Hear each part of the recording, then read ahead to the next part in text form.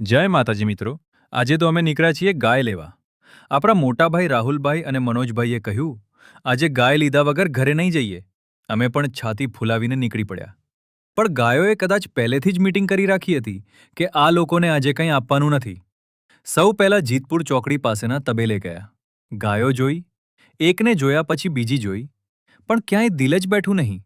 ગાય પણ અમને જોઈને કહેતી હશે, ભાઈ બીજા ગ્રાહકને બતાવો. પછી તો ભૂખે બળવો કરી દીધો. સીધા ઢાબા પર ઉતરી ગયા. ત્યાંના ગરમા ગરમ ગોટા આવ્યા. પછી ગાયનું નામ પણ યાદ ન રહ્યું. એક બોલ્યો, પહેલા ગોટા પૂરા કરીએ પછી ગાય શોધીશું. પછી બાયડ ચોયલા પહોંચ્યા. ત્યાંની ગાયો જોઈને તો લાગ્યું કે આ તો ગાય નહીં, વીઆઈપી મહેમાન છે. ભાવ પૂછ્યો અને ભાવ સાંભળતા જ ખિસ્સામાં રહેલા પૈસા પણ ધ્રુજી ઉઠ્યા.